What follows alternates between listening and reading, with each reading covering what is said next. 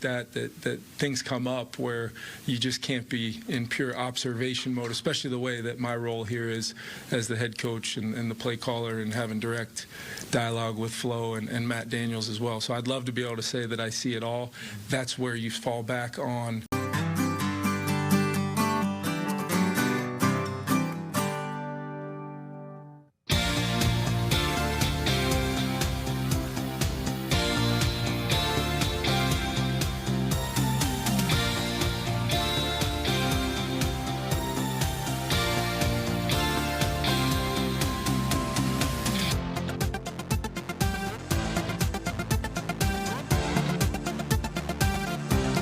Hello there. This is the afternoon shift. It is Wednesday, October 29th. I'm Adam Llorens. I'm Max Fuller, a.k.a. nothing. No more AKs. No more AKs. We got to get straight to the news. We got to get straight to the headline. There's no more AKs. I've been taking too long. The YouTube viewers don't like it.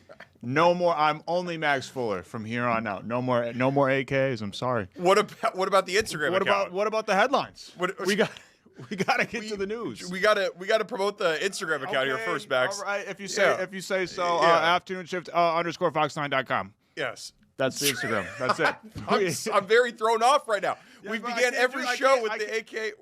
I got some right here, but we don't have time. Right. We don't have time. I could say AK Slender Max or AK Frohan Sebastian Bach or AK the Black Emerald Lagasse Bam, but we just don't have the time. we just don't have the time. So we got to speed through it. I like the Bam. Thank you. It was a nice little touch. It was a nice touch. Okay. It is a packed show that we've got here today. I'm crying right now. Snap! There's a literal tear coming down my eye from I'm trying to keep it all in.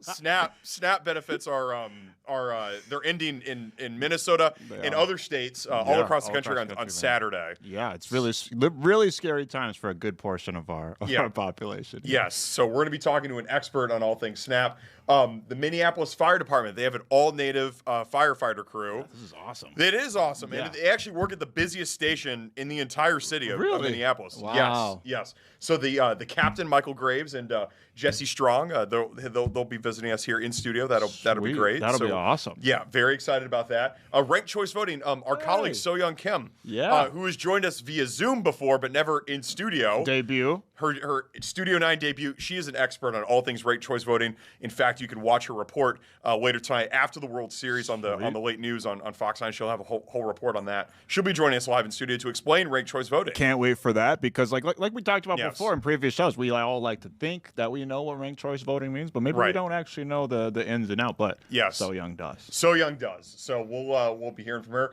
Fresh Tomatoes. It's making its return. It is. Yes. I don't know about a triumphant return, but it is a return nonetheless. It is back. Fresh Tomatoes. I'll be talking about Good Fortune, brand new comedy that came out in the theaters. Aziz Ansari, Seth Rogen. Yes. See, I could have been Seth Rogen, but I just don't. Seth Rogen. We don't have time. Fresh Tomatoes is gonna make its return. Yes, and it may be possibly a spooky story. I was gonna say there's a cherry on top. There is a little Halloween twist. There'll be possibly a little spooky story to go along with a candy corn edition, not a cherry, a candy corn. On top. You a candy corn corn guy? I do like candy corn. Oh, okay. Actually, I do. I mean, like I can eat like 2 or 3. Yeah. Literally just like 2 or 3 things, and then I'm like, I'm good for a year. Otherwise I can't just sit and. Yeah. We had some Rice Krispie candy corn out there, but it's was that in the newsroom? It was. Oh, okay. Yeah, it was pretty good. I got to try that out. It was pretty good. I like candy corn with peanuts. People like that kind of sweet and salty. Are you're a candy corn guy? Not really. I mean, but like I like the peanut candy corn combination. My mom really likes it. So, okay. Shout out to Mama Llorens. She's watching right now. So yes. And speaking of her, what else she'll be watching? She'll be watching Fox programming tonight. Not Fox 9. She doesn't live here, but she will be watching Fox. Everybody at home can be watching Fox tonight for the World Series Game 5. This is special, man. It's tied 2-2. This is great. A lot of people are saying it's an instant classic series because as much as we like to think about these vaunted matchups, a lot of times it doesn't necessarily play out like that throughout World Series history. But it's tied 2-2, and for the most part, all these games could have gone either way. Yes. So we're going to be talking to Los Angeles Dodgers radio announcer Tim Neverett. He'll be joining us live from Dodger Stadium. Hopefully, I know they're very busy out there, and it's a couple hours before first pitch. But Tim has agreed, so hopefully he can join us then. Fingers crossed. If not, then I guess we'll just be chatting. We'll just break it down. Blue Jays, I know you were locked in on, and you've seen every single pitch of every single game throughout this Dodgers playoff series. There would be almost nobody better to talk to about the game besides from Mr. Everett himself. That's right. And by the way, speaking of Los Angeles, we got Los Angeles in the state of Minnesota tonight. The Lakers are in town tonight. LeBron is actually in the Twin Cities right now. He is here right now. He is. He's not playing, but he's not going to play. He's not going to touch the court. A very starless, superstar-less game here, playing at the Target Center tonight. No Luka Doncic, no Anthony Edwards, no LeBron James, but still it should be some competitive basketball. And the Wolves need to get back on track here. They've looked a little lost without Anthony Edwards. Yes. So that'll be fun. That's all coming up in today's show. We got to get to headlines, like you said. This is your favorites. There's some breaking news that actually just happened. Interest rates, they got cut their lowest rate in 3 years. This is a big deal story for everybody out there. If you want to learn more, go to fox9.com. We've got plenty of coverage there. Absolutely. We actually had one of our friends of the show, Nicole Middendorf, come on the show in the past and break down what lowering interest rates means for the average everyday person like me and you and our viewers out there. So I'm sure you can look it up. Afternoon Shift, fox9.com. You can look it up in the past, from the past, and I'm sure we'll talk about it in the future as well. Yes.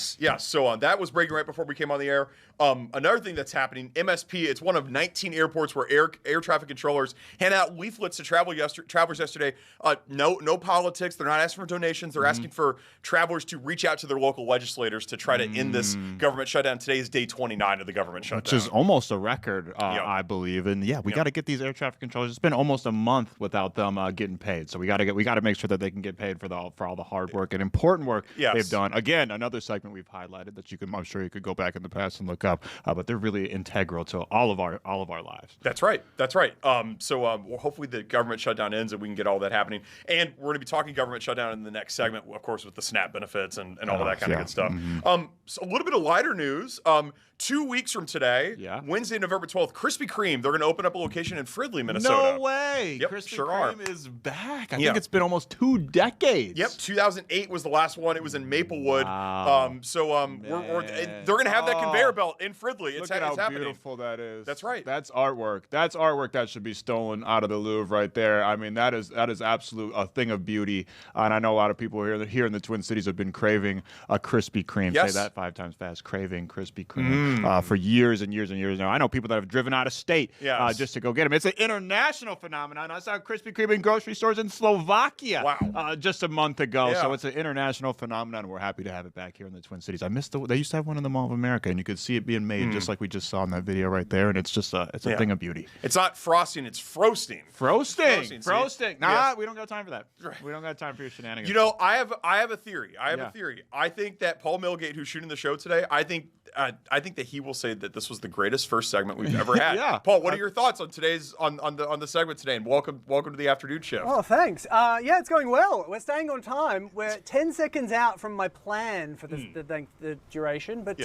our next guest, Robin Manthie, is on the line for when we get back after the break and ready to chat all things SNAP and the hunger crisis that's potentially ahead for those that rely on those SNAP benefits. It's not the SNAP benefits ending is not great, but it's great to have Robin come on and break this all down for us. Absolutely, super excited to talk to her. Absolutely, I wish it was under different circumstances. Of course.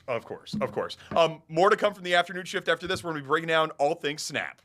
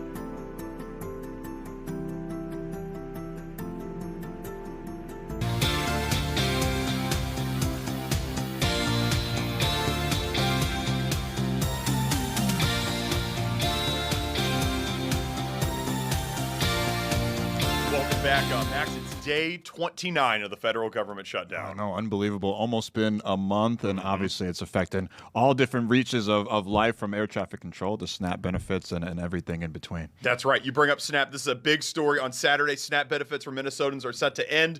Here to tell us more is Robin Manthie. She is the Director of Neighbor Services at Second Harvest Heartland. Robin, welcome to the afternoon shift. How are you? Thanks for having me. Doing well. Thanks. I know we had you on before. I asked you this question before, and I'll ask it again because there's people at home that probably don't know. Can you just explain to us what exactly are SNAP benefits? Yeah.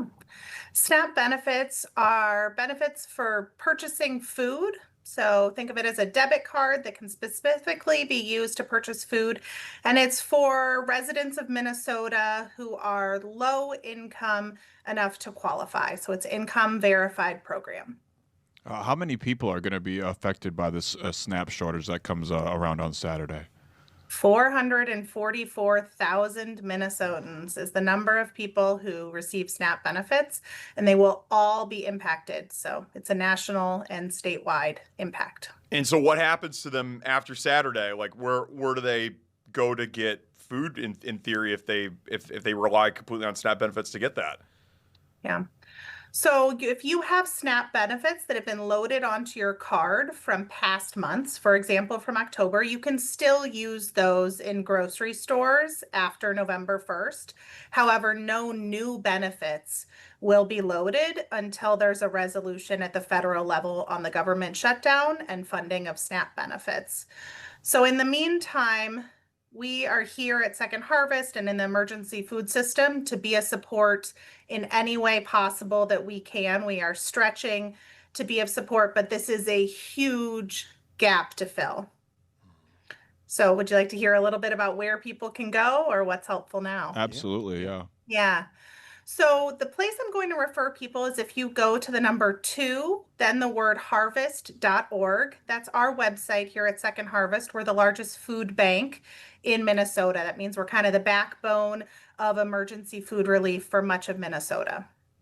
And there they can use their address to find their local food shelf, meal program, other resources to go to. And those are places where, with very little asked, you can get free access to food as you need it. Robin, I've got to imagine there's got to be some type of concern surrounding food shelf shortages with this kind of increased demand come Saturday, right? Yes, if the amount of benefits that go out to Minnesotans every month on average is about $72 million. That is larger than our annual budget, right? So there is a scale of these challenges that food shelves were not meant to fully fill this gap. That said, we are increasing the amount of food. We have generous donors who are stepping up. We will do every single thing we can to get as much food out to neighbors as possible. So please come to us, and we are working hard to help meet the need. Robin, when the government does get reopened, does the SNAP program, does it automatically kick back into place, or are there some more loopholes to be jumped once it does get reopened? The law states that benefits do need to be back paid. This is an entitlement program that citizens, if you have already been on it, you are entitled to receive this. And so they should be back paid. Historically, that has been what's happened. It does not turn on immediately. So the day there's a resolution, there can't immediately be funds put on cards because there are some administrative steps that may take days or even a week. Robin, now I know we hear those numbers, and obviously they're horrifying to hear. But can we kind of like make it a little bit more personal? Like, who are some of these communities that are going to be most affected by this? Yeah. There are SNAP users in every city, every county, every area of Minnesota. Most of the people, so the who are on it are those who are seniors. A large percentage are children, folks with a disability or other challenge that makes it hard for them to work. So we know only a few percentage of people on SNAP are what are termed nationally able-bodied adults without dependents. So the majority of people on this are on it seeking the support or on it very temporarily while they are seeking a new job. And like you said, on Saturday, all of those benefits are going to end for them. I did read that Governor Walz said the state will distribute $4 million in emergency funds to 300 food shelves across Minnesota. But you said the SNAP annual budget is north of $70 million. So the $4 million, like, is there going to be some more money that's going to be pumped in from a government perspective on this? Yeah, the SNAP monthly budget is $72 million that's getting distributed to Minnesota. So, you know, that is going to go far. We have purchasing power as a large entity, right, to purchase and distribute, but it will not, you know, it will run out quickly. It is a much needed boost to our system, but there will be more need than that. You know, a lot of people are going to rely on family members, peers, other social safety nets, but there is going to be a large gap that remains. Are there concerns that when SNAP does, hopefully when this government shutdown ends soon, that even when SNAP does come back, that there might be some cuts to SNAP down the line here? Well, there was a big cut to SNAP back on July 4th with HR 1, or the One Big Beautiful Bill.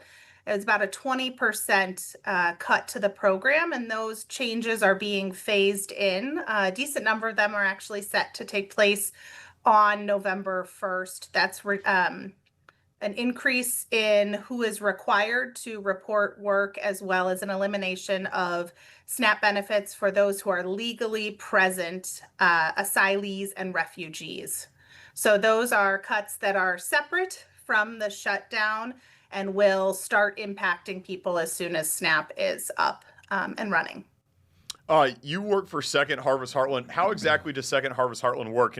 Can people just show up and don't really have to provide any sort of records of, you know, what, like, how can people go there and just automatically just get food and bring it home with them? Yeah. Second Harvest Heartland is the hub. So we are, if you showed up to us, you actually couldn't get food directly at our warehouse because it is a huge warehouse that moves out, you know, hundreds of truckloads of food a day. So we are the engine that is behind the 1,000+ food shelves across the state. And so the best thing to do is to go to our website, which I see on the screen, and find the closest distribution point or food shelf. Think of that as like the grocery store. We're more like the Walmart distribution center. And so when you show up at that food shelf, you will, depending on the type of services they provide, they might ask for your name or your address. If it is a food shelf that distributes government commodities or the TFAP program, you will self-attest that your income is less than 300% of the poverty line. They'll have information about what that is.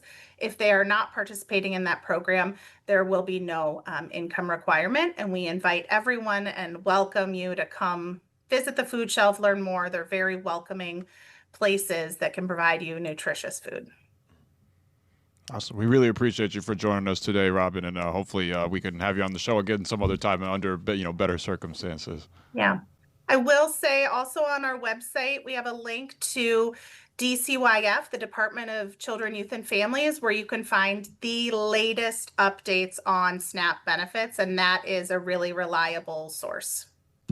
Robin Manthie, the Director of Neighbor Services at Second Harvest Heartland. Thanks. Appreciate you. Thank you. Yeah, it's a crazy time and a crazy story here. And Saturday's gonna be a tough day for a lot of people. A lot of people, man, and it's tough. And then, like she said, there's so many different kinds of people out there that are using SNAP benefits. Until very recently, I was one of those people that was using SNAP benefits, and I cannot imagine what's going through people's heads right now. They're just kind of like that fear of, well, how am I gonna eat for the next month? It's terrible. And it's the type of thing that maybe people don't think about when the government shut down. You get caught up in the politics and the kind of finger pointing, he said, she said type thing, but there's real people being affected by this, like the millions of people out there that are using SNAP benefits. What's your experience been like on using it? Like, how does the card work? There's probably a lot of people at home that don't know. Yeah, for sure. You apply for it. They give you, based on eligibility, financial, your income and stuff like that, requirements. They give you a set amount every month. You can roll it over to the next month. I would imagine most people don't have enough or not getting enough. I certainly wasn't getting enough that I was ever having any to roll over. They give you a set amount. What I was getting, it wasn't it wasn't covering my groceries, but it helps, and it comes as kind of like a separate card that you can use at groceries, participate in grocery stores, and you can use it to get like cold food. You can't use it to get any like hot processed food or anything like that, but pretty much cold food and necessities and whatnot. Yeah. And Out of interest, Max, yes. do most places accept it? Like, do most supermarkets and things accept it? Like, in my gas experience, stations? yeah, like Walmarts and Targets and Cub Foods, a lot of places accept it. Well, it's more like the smaller retailers, but you even see in a lot of places in Minneapolis, they'll have a sign in the window that says like SNAP eligible. Oh, I've never noticed it before. and What does stuff it look like like? It's kind of not like a set design. Like it's okay. kind of like on the person to put it, or on the store, on the company to put it up there. But a lot of the big places that most people are going to end up, these big retail chains like Target, like Walmart, like Cub Foods, they do accept these SNAP benefits. Yeah, and they make sure. And you gotta. It's not something you could use for anything else. They're going to take the benefits away. It's like super duper strict. A lot of people. There's these false narratives about people kind of going crazy, like the supermarket sweepstakes up in there. Man, it is not like that. You're using it for the what you need, and it barely covers what you need but it helps. Everything helps. So there's a lot of restrictions and requirements for it, and they will take it away just as fast as they give it to you, faster than they give it to you, because it's a long process to get it, and they'll take it away. Snap of the fingers, just like that. So yeah. I mean, the scary thing is to think in 6 days' time, the length of this shutdown is like going to be unprecedented. Like, we've never seen it before, and we're getting close to Thanksgiving, and it's just a terrible time for this to be happening. Yeah, it is terrible timing, but like Robin said, luckily I'm glad you asked it, because I was going to ask the same thing about how fast are people going to get these SNAP benefits. But so luckily, hopefully, people will be able to get them as soon as this government shutdown ends, which hopefully it could be any time between today and I guess infinity and beyond. So but hopefully it ends sooner than later. That's right. So we'll have more on this SNAP story as it continues to develop here. We're going to stick here close to home. The Minneapolis Fire Department, Captain Michael Graves and Jesse Strong, they are 2 members of the first all-indigenous fire crew, part of the MFD. And they work at the busiest firehouse in the whole city. This is awesome, and it's pretty crazy at the same time. Absolutely. Shout out to them for taking some time out of, because I'm sure that they might have to leave in the middle of the segment and go fight a fire, man. They're that damn busy, so I'm super excited to get to know them. It's true. Some Minneapolis firefighters in studio next. Don't go anywhere.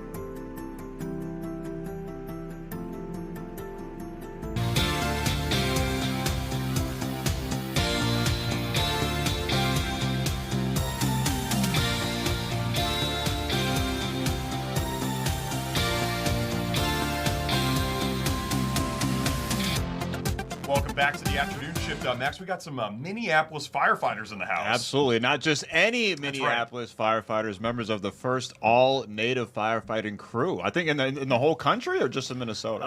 As far as we know, Minneapolis. I mean, we can go further on and do the research if we want, but we haven't done that yet. So we'll say the whole country. We'll say in off reservation, because I know reservations, a lot of reserves will have all-native crews, but as far as we know, big city Minneapolis, it is the first all-native crew. Hell yeah. Captain Michael Graves and Jesse Strong, we appreciate you joining us. Can you tell us what firehouse you all work at? Because I read it's the busiest in the whole city. Is that true? Yes. So it's Station 6, downtown Minneapolis, Stevens Square area. It's right by the convention center. At one point, before Engine 10, which is the engine we are on, was there, Engine 6 was the busiest rig in the Midwest. And now with us there, we are still the busiest station in the city.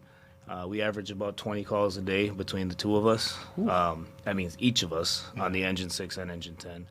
And the ladder is there as well, and they average about 11 to 12 a day. So it's only 24 hours in a day. You can figure out how much we're actually going on calls there. So that's a lot. Wow. Well, we appreciate you guys taking some time out of your busy schedule to come hang out with us. What was kind of like the inspiration behind the formation of the squad? So it kind of just happened organically. It's kind of strange. So I got promoted to captain a couple of years ago. My rookie firefighter, who I have now, just picked my rig when he had less than about a year on. And then we had another guy who I grew up with actually was like, hey, I'm going to pick the extra. So we had three, and we need a driver, right? And we're like, who could we get? Because we could have the first all-native rig. And then that's when Jesse came about, and we're like, hey, would you want to work? Because we knew he had to go to a busy station. And he was more than happy, and he can tell you how he felt about that. Yeah, Jesse, why don't you tell us how you felt about that? Your FMO, what does FMO stand for? It's a fire motor operator, basically the driver. Yeah. What's it like driving the big fire truck? I mean, that's probably got to be kind of a crazy job, yeah?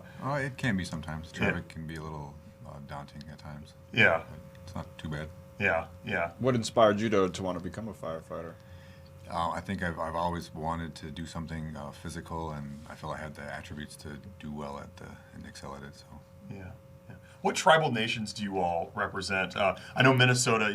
It's a state that prides itself on its Native American roots and whatnot. What nations are you all from? Yeah, so we're both Anishinaabe. I'm from Red Lake, Ojibwe, and From Boys Fort. Yeah. So. Can you describe what life is like on those reservations? So I have only spent months at a time up there. I haven't actually lived up there, but it's not great places to live, you know.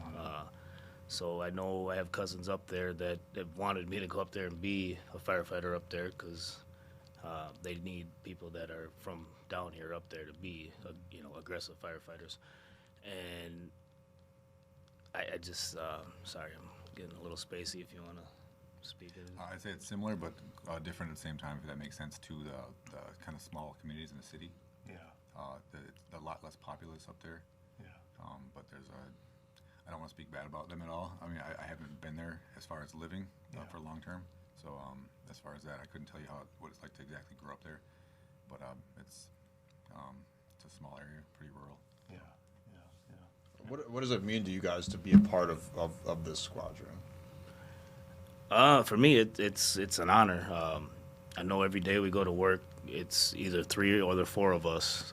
I know we only have two of us here. We also have Johnny Crow and Robert Hedberg. The four of us are pretty much brothers, and it's nice that we all kind of came from the same background, and it's an honor to know every day you're going to work with family, and you have similar. Our values and beliefs are the same. We want to just help the community. That's our main focus. Every time we go to work is who are we helping today? Whether it's our fellow firefighters or someone in the community. We do a lot of charity work together and things like that. So, can you take us? Oh, go ahead. I'm sorry, Jesse. I just wanted to point out that's pretty important to me and the other guys too, that we grew up in the communities that we are serving in right now. Yeah. So we came from where they're at right now. Yeah. Can you all take us, like, in your day-to-day life, like, what happened yesterday? What were some of the calls that you all fielded yesterday? A lot of our calls are either initial responses to fire alarms is the majority of our fire alarm calls, which could be food on the stove, it could be someone burning candles or incense. Then we actually had a small fire because someone left food on the stove and it started a small fire, which could have created more and been a kitchen fire at some point, but we got there early enough that we were able to put it out. We do a lot of medicals. Shortness of breath and hearts are the main medical calls that we go to, but there's a vast variety of calls that we'll go to as far as medicals. So.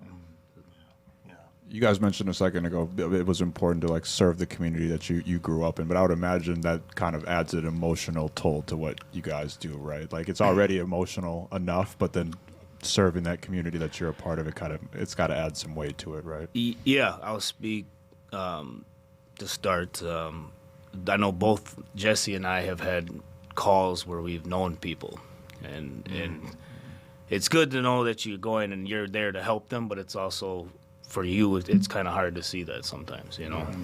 So it's a little more difficult to, I think, keep in perspective like your emotions on scene when it's someone that you have known for 30 or 40 years, and they're having a pretty bad time in the life and the day, especially, to try to stay not be emotional about what you're doing and do your job and help them.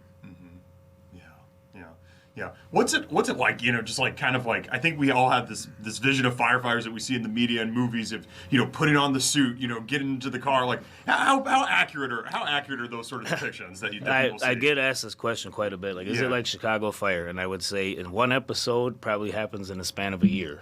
Right? So maybe a little less, depending. It's Minneapolis. A lot more does happen. But getting asked the question on the shows and TV. It does happen, but it's more spread out as far as all the excitement. Yes. Yeah. What's that now? We're all supermodels. You're all supermodels. Yeah. You all doing like the calendar, the shirtless calendars? There has been comments and some things about is there going to be a native calendar now, and we've actually had people asking about that. So maybe there will be in the future. Got to give the people what they want, right? You got to give the people what. I saw a commercial for one of those Chicago like fire shows. There was like meteors and asteroids. I'm like, all right, they're right. Cancel the show. They're running out of stuff to do, man. At this point, they're running out of stuff to do. What would you guys say is your? I mean, obviously you guys are doing really important, serious work, but what is like your favorite part of the job?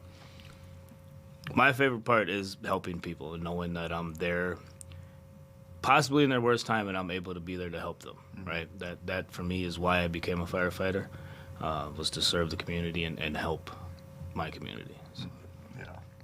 Yeah, I think the same. The human aspect, the being somewhere for someone when they're really in need of something, and you're being there to comfort them and help them.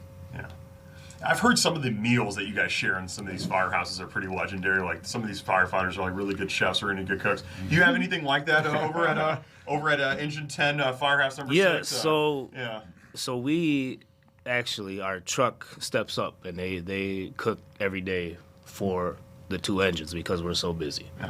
Trucks go on a little less run, so they've stepped up and they've taken that upon themselves that someone on the truck every day will cook. Now, it doesn't mean the rest of us can't cook. It's just because sometimes when it's so busy, the meal gets messed up. Right? So that's what's great about our whole station is it's all one family, and we're all just there to help each other. So so cool. How long does like the training, like the inception, like training, basically day one of training to being like in you guys' positions? Like what is that kind of process? Like say my good friend here, Adam Llorens, wants to start fighting fires, and he started training tomorrow. He says today I want to be a firefighter. Yeah, you guys inspired him. Well, first, he mostly just wants to be in the calendar with you guys, but in general he wants.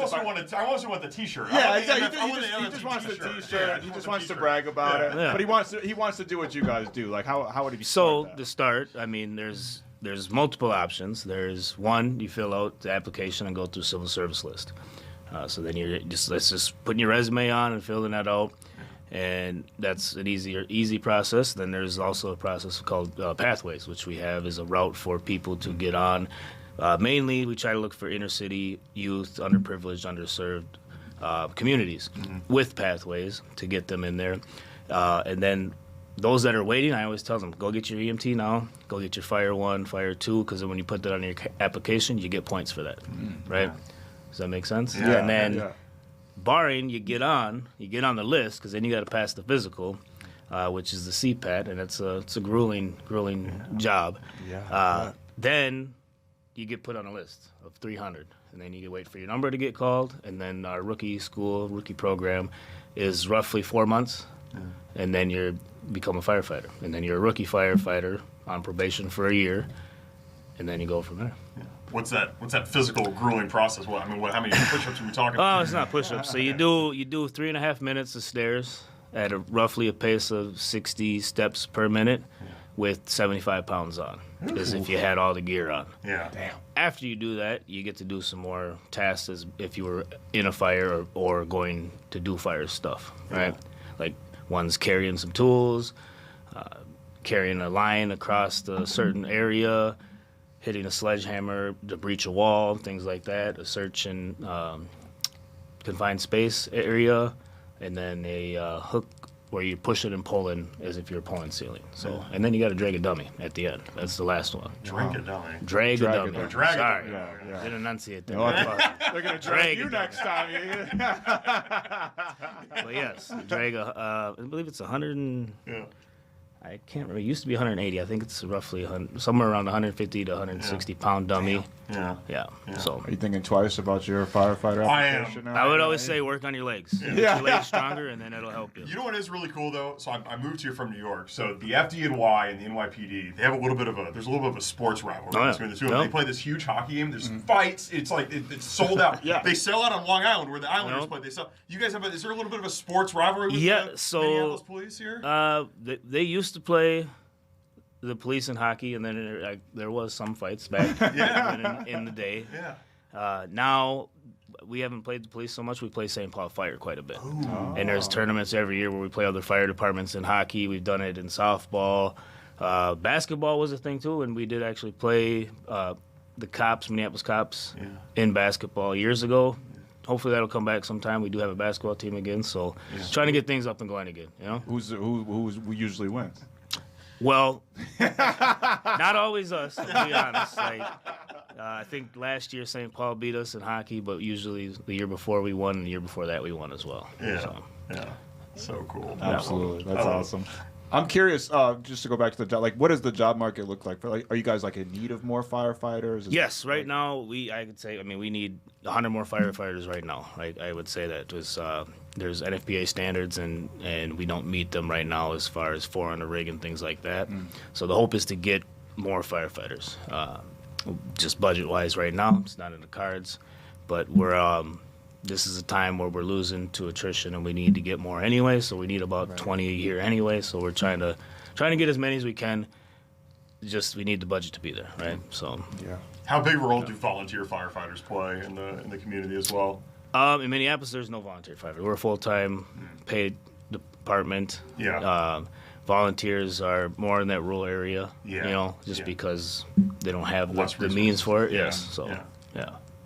Hopefully some people are watching right now inspired by you guys to go out there and apply. That's the hope, that we can get people on, yes. That's right. Awesome. Captain Michael Graves, FMO Jesse Strongo, we really appreciate you. Thank you so much for joining us. And the first indigenous all indigenous firefighter crew in the city of Minneapolis. It's really impressive stuff. And blazing trails. It is. And like I said, I don't want to say, it has happened. There's been many natives on the job. It's happened for days. 1 day or 2 days here. But this is the first time that there's been the permanent every day we go that it's going to be us. So amazing. Yes. That's amazing. Thank you guys for your service. I know we only say that to military people. We should say it to firefighters too. Thank you guys for your service. Thank you. We appreciate it, but thank you. Yes. Absolutely. Thank you all. Appreciate it. We got more to come from the afternoon shift after this. Soyoung Kim in studio. Yeah, absolutely. Can't wait for that. Talking about ranked choice voting. She's going to explain exactly how it works. Soyoung coming up next. Don't go anywhere.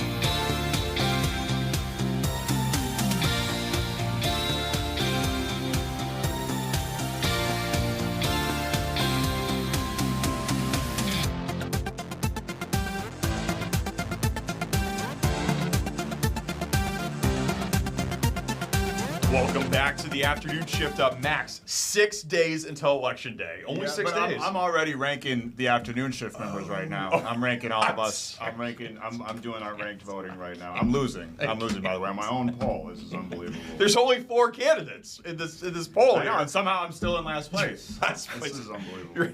Right, but you know what Maxx is doing? Maxx is ranked choice voting. Afternoon shift members right now. We do have one of our colleagues from Fox 9 here in studio with us, Soyoung Kim. She is an expert on all things ranked choice. Are you safe to call yourself an expert on ranked choice voting? I would say I'm the expert, but I've interviewed some experts and I'm working on some stories about ranked choice voting. Perfect. That's fair. That's fair. Expert adjacent. Expert Yes. adjacent. Yes. Why don't you explain to the people, Soyoung, what exactly is ranked choice voting? Which, by the way, this is in play for the Minneapolis and St. Paul mayoral races next Tuesday. Correct. Okay, so ranked choice voting, kind of the name implies, you can rank your choices. So, as we all know, a traditional voting system, you would choose typically one candidate, right, before you go to your ballot or fill it out. With ranked choice voting, you have the option, and you don't have to, right? You have the option of choosing multiple candidates, and you rank them by preference. So, in Minnesota, you already mentioned the 2 biggest cities. Minneapolis and St. Paul, they used ranked choice voting for their local elections coming up on November 4th, next week, right? We're a few days away. Can't believe it's already November. Yeah. So in Minnesota, there's 5 cities that use this at the local level for elections. Minneapolis, St. Paul, we have Bloomington, St. Louis Park, and Minnetonka. Wow. So a little bit of history for the state. Minneapolis was the first city to kind of adopt this and try this process out. They approved it in 2006. They first implemented it in 2009. Shortly followed by St. Paul, who approved it in 2009. They implemented it in their first election in 2011. And then several of those other suburban cities, the 3 I mentioned, St. Louis Park, Bloomington, and Minnetonka, have since followed suit. So basically, you can choose more than one candidate for that seat or that race, and you can rank your preferences, but you don't have to. Yes. Oh, okay. But you should. You don't have to fill it out 1 through 3 though. Could you put the same person 3 times? Okay, so the 1 through 3, too, I do want to clarify. Minneapolis, you're right. Their ranked choice voting system, you can rank up to 3 candidates, but let's say St. Paul, they let you rank up to 6. So there is a little bit of difference in terms of process and policies and what people will see on their ballot depending on where they vote. What's the incentive to rank choice? If you have one candidate that you really want, Sure. Why not just put that candidate first and then forget about all the other candidates? Just put that one first. Okay, so proponents of ranked choice voting, their argument for it is in the traditional voting system, a lot of people feel that their true preference might be, for lack of a better term, a throwaway vote, right? Because there's 2 dominant parties, and if you really align, or this the policies and agenda of a certain candidate really speaks to you, but it's not one of the 2 popular backed party candidates, then they feel like they're kind of forced to choose one of the 2 main candidates, right? Main party candidates. What ranked choice voting and the arguments for ranked choice voting does is it allows people to vote their preference, right? So they can, the person that they really want or the candidate that they really want to vote for, rank that person as number 1, and then they have other options. So it kind of widens the field, is kind of the hope. Another argument for ranked choice voting is that it kind of empowers the voters, right? It gives them a little bit more of a say. And it also, I think, in theory, ideally would also diversify and empower candidates to, you have a little bit more of a shot, right? Rather than if you're not one of the 2 main party candidates. And those are the arguments for it. The arguments against it is I just spoke with David Schultz. He's one of our political analysts, but he's also actually working on a book studying these case studies of how ranked choice voting is working or whether it's not. His takeaway is, I kind of gave you what proponents and advocates are saying for ranked choice voting. Right now, looking at a little bit of a macro level of not just in our state, but countrywide, it's a little bit too early to tell. I think some of the experts really studying and taking a deep dive into this are still kind of calling it an experiment. I'm curious, and maybe you might not have the answer to this. Sure. But do you think it changes campaign rhetoric? Like, do you think it makes candidates kind of want to be a little bit more buddy-buddy with each other? Like we saw in Minneapolis, they kind of formed a couple of the candidates kind of formed a pack to be like, okay, maybe it's not me, but anybody but Mayor Fry. Do you think it kind of changes campaign rhetoric a little bit? Yes and no. So, again, from what the experts have told me, one of the proponents and the arguments for ranked choice voting is it's a solution to the polarization we see, right?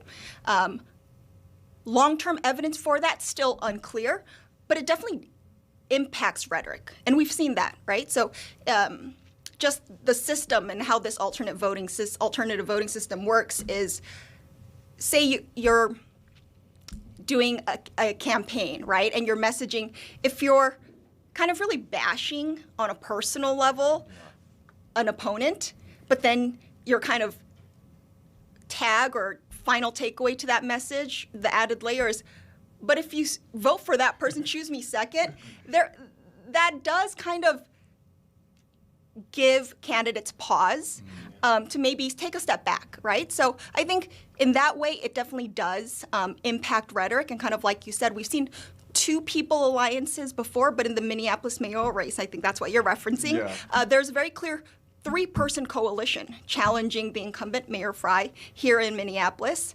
So there is a strategy involved, and it does change the dialogue a little bit. Well, what is that three-person coalition here in Minneapolis that's kind of banding together against the incumbent mayor? Sure. So the incumbent mayor, Jacob Fry, is seeking, obviously, re-election. His primary challenger, Fry's words, is State Senator Omar Fateh, right? So it's State Senator Omar Fateh, and then two others, the strong candidates are Reverend Dwayne Davis, and we have Jazz Hampton, who's an attorney, also, I think, involved in business. So those three candidates, their strategy, right, and it comes into play because of the ranked choice voting system that the Minneapolis mayoral races run on. They formed a coalition against Fry. So they're saying, please vote for me, of course, right? That's what every candidate wants as your first choice. But if not, choose one of the three of us as your next option and your next option. And in Minneapolis, you can only do three, yes. right? Yes. Yep, you can do up to three. Yeah. So, and you don't have to do three, but you can do up to three. So that's kind of a political strategy that comes into play because of ranked choice voting. See, that's why I'm in fourth. You guys, you, Paul and Grace, you formed a little pact, and that's why I'm in fourth here. Max, if I had a vote in the afternoon shift land, thank you. You have my vote. Thank you. I appreciate it. So, we need to vote to have Soyoung be a permanent part of this. Again, no expert in anything. I can consult with my experts and get back to you. Thank you. Get back to me. Let me know what they think. Now, Soyoung, yes. you have like a visual that you're going to use to like explain this to us with your votes for who you rank choice vote for the mayoral race, right? Like you're putting your real life votes on the. We got it. Yeah, that's exactly where we're going to base this example off of. I think that's a great way to go. But we do have a kind of a fun. Okay, it's up on our screen now. We have a fun kind of example illustrating. Theoretically, how this ranked choice voting system would play out. Okay, so what we have here is clearly Minnesota sports teams. And this is, so the first round, this is all the first round, all the first choice votes added up, right? And here we kind of see a total here. Let's kind of take a look here. Vikings, popular, followed by the Wolves, the Timberwolves, the Wild, the Twins, okay, they got some votes. And then, okay, the Loons are trailing behind a little bit. And a little bit of context here. So how ranked choice voting works is to win, you need a majority. And that's another argument for it, right? So in a traditional sense, a lot of times at the local level, you have on off years, awful year elections, low turnout. Whoever gets the most votes, whether it's, whatever the number, wins. Right. Another argument for ranked choice voting is of the vote, the threshold is a majority to win. So people are saying it's maybe more representative, right? That's what it's designed to do of the base of the voting population and the community. So okay, let's get back to our example here. So this is after your first choice votes are all added up. So not in this scenario, but if someone meets that majority threshold of the vote, which is 50% at +1, so at least 50%. It could theoretically end here. It doesn't need to go to multiple rounds. But in this case, we have about 31 total votes. So you would need 15 plus 1, 16. You would need over 16 or over to win, right? So no one does it in this round. So what will happen is it moves to the next round. Okay, so we're in round 2. You can see second choice, round 2. So unfortunately, the loons. What happened here was They were lucky to even be there. yes. So as it moves on to the next, Where did the links come Yeah. that's right. I have the links up there. Sorry. Paul Milgate hates women's Yeah. sports. Put it on the Oh lower gosh. That's true. Why aren't the links an Yeah. option? I'm sorry. Right. to derail the We segment. weren't given that as an option. Funny. No, but Funny great how that call works. out. Right, Okay, for exactly. the Call out the next- patriarchy, Adam. The next time we do this, we'll add the links in the Aurora. Yeah. Yeah. The Aurora, right. Exactly. Yeah, exactly. Yeah. No Frost either. Great They're point. champs. Yeah. They're 2-time Right. champs. The Aurora, that's- that's your favorite team. The Aurora, yes. And this is I know, all jokes aside, this is relevant because proponents for ranked choice voting say it does kind of diversify the candidate field, and that's Yeah. one of the goals for it too, so Yeah. a little bit relevant. Okay, so here, let's see how this plays out. So the loons, so no one won outright in the first choice, so round 1. So now we have to move to the next round.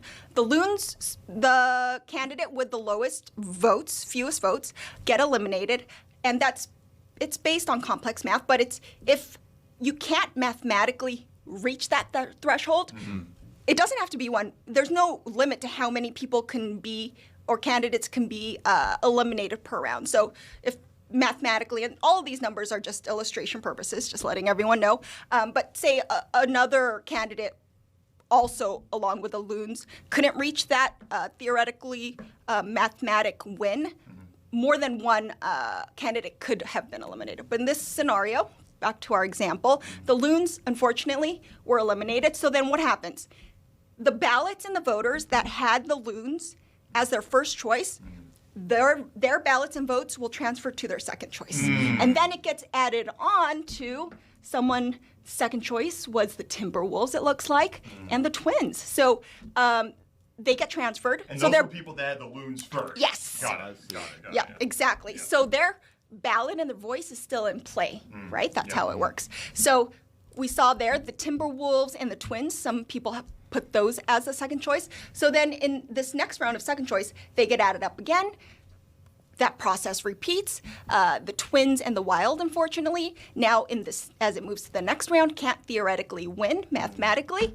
So then their next choice of those ballots, so their ballots, the candidates get eliminated, but the ballots don't. The voters still have a say. You move on to their next choice, and then it gets added on, and you can see there several more votes for the Vikings, a lot more for the Timberwolves, and that kind of process elimination repeats until you have a winner like the Minnesota Timberwolves in this faux election of, I don't know what we were deciding on, but so they won because they reached that majority threshold, 50% plus 1. So congratulations to the Timberwolves. You don't really win anything because this was all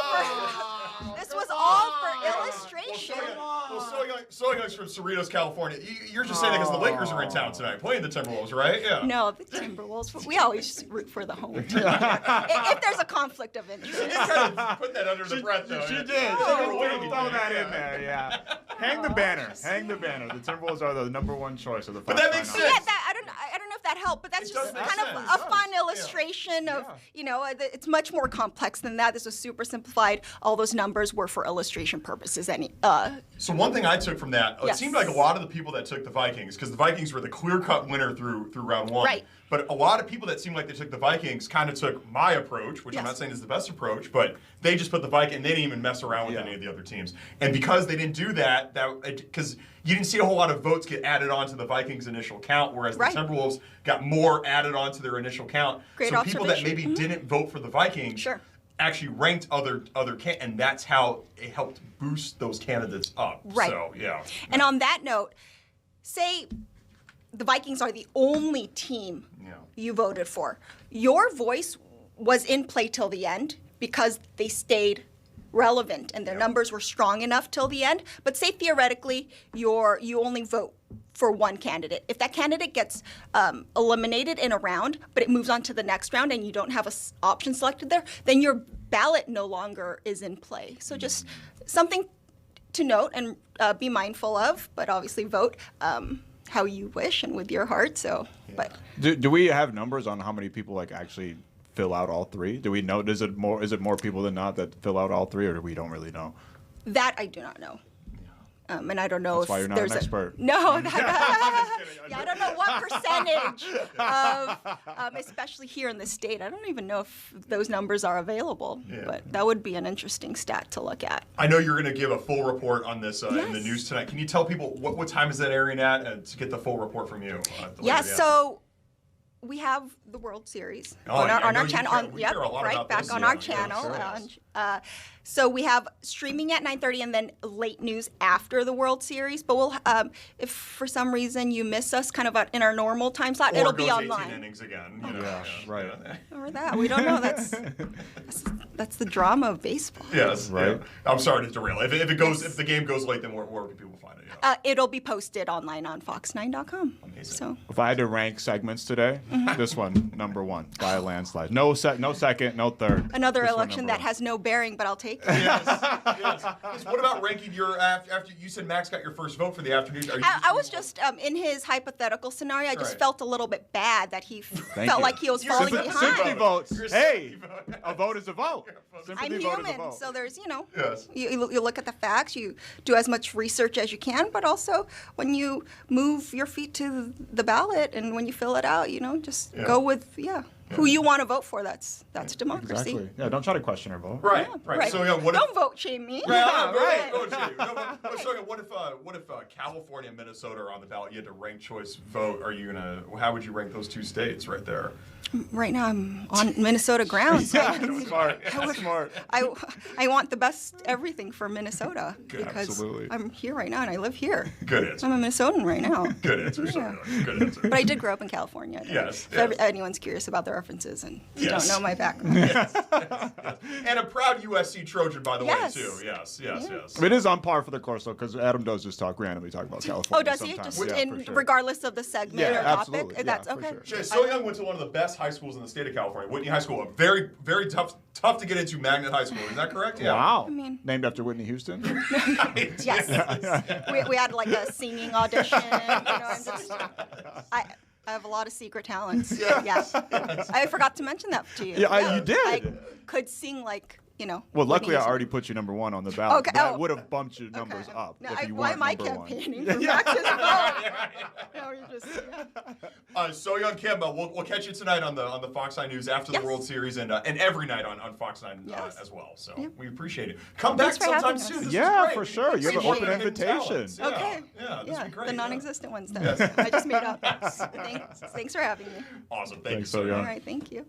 We are going to transition to 4. It's past 4 o'clock now. We're going to go to commercial break and we're going to come back. The return of Fresh Tomatoes. This is going to be great. It's coming up soon, but we got to recap everything first. We got to do the recap everything, but we got to get through it. We're on a tight schedule here. More on the afternoon shift coming up next.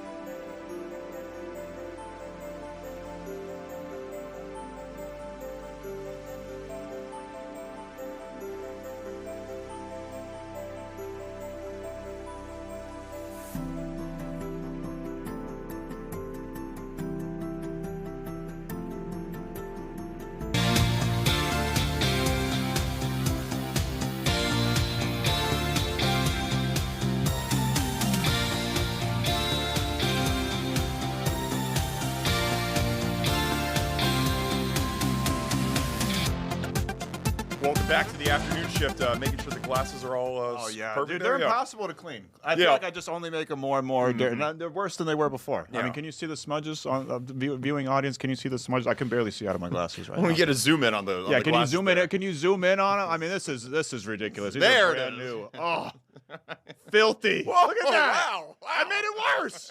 It was not that bad. I made it infinitely worse. Oh my God. Paul, that's like Francis Ford Coppola back there in the booth. It Just was. zooming in. It was a nice transition. Scorsese-like. That was nice. Honestly. That was nice. That was nice. It's been a full show today. We've done everything from SNAP benefits, learning more about that, to learning about the all-native Minneapolis Fire Department crew, and Soyoung just beautifully explained ranked choice voting. Yeah, she made it real simple for. I mean, I Yes. you know, like we talked about, it sounds like a complicated thing. She broke it down eloquently and made it simple for everybody out there. Yes, and If coming we can up, understand it, then anybody can. if I can get it, then anybody can get it for real. In this hour, it's gonna be great. We have Fresh Tomatoes coming up next. We do. Tim Neverett, he just texted me, ladies and gentlemen. This is the radio voice of the Los Angeles Dodgers. He'll be joining us from Dodger Stadium to preview tonight's World Series Game 5, which I know Minnesota. I get it. You probably don't want to hear it. We're promoting Fox programming. It is Just don't Fox program, and it has been a Yes. great It has World been, Series. yes. It's been so much freaking fun. Yes, it has been a lot of fun. Let's get into Fresh Tomatoes. here. Let's Yes.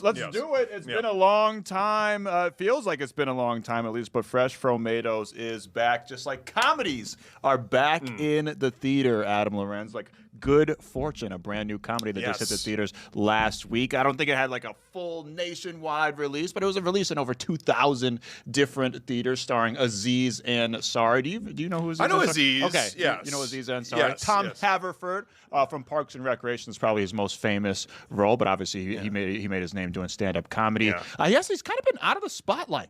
I mean, I know he was part of some controversy for a little while, but I think his name was cleared and all that, and he kind of stepped out of the spotlight. Was doing a little bit more stuff behind the scenes, but he's back in a starring role, his first starring film in a really long time, and his directorial debut. Oh. I was trying to think this morning. I was like, I didn't even realize. It's like I didn't actually normally I look into this stuff before I go see this movie. Like I actually didn't look up who directed Good Fortune. It was Aziz Ansari himself, his very first directorial debut. And let me tell you, it's a pretty dang good movie. But I'll take a step back first. Aziz Ansari's in the movie. Keanu Reeves is in the movie. Are you a Keanu Reeves guy at all?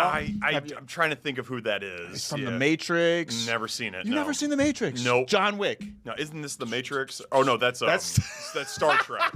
That's Star Trek. Yes. If there's any nerds in the chat on YouTube, please roast this man. I'm not a nerd. I'm not a nerd. That's a compliment. Exactly. I'm not a nerd, yes. I am. But I think Star Trek is it's uncharted territory. But yeah, he's in The Matrix. He's in John Wick. He's in Bill and Ted's famous. What is it? Bill and Ted's Adventure or something like that. Yeah. He's in all types of movies. He's a beloved. Behind the scenes, I think Keanu Reeves maybe has the best people met him stories ever. Everybody that's ever met him says he's the nicest guy. In real life encounters, everybody says he's the nicest guy on planet Earth. But he's a pretty serious guy on camera. But he has a lot of fun in this movie. Aziz Ansari, Keanu Reeves, and Seth Rogen, who's been absolutely all over the place. The exact opposite of Aziz Ansari. Seth Rogen, he's been in everything lately. He was in the Lion King. He was in the Ninja Turtles movie. He's producing all types of stuff like the Boys, which is a hit series on Amazon, maybe one of the most critically acclaimed series of all time. And of course, he just won a bajillion different Emmy Awards with his new show, The Studio. I know Paul Milgate on the ones and twos right now. You watch The Studio, and it's phenomenal, right, Paul? He's speechless. It's so phenomenal. There you are. Yeah, the Studio is phenomenal. It's like it's a crazy insight into the behind the scenes of making those sort of big budget things. There's one episode in particular that just took me straight back to filming a reality show that I did, and just the network executive, and I was sitting there going, oh, please get me out of this situation. It's incredible television, super compelling.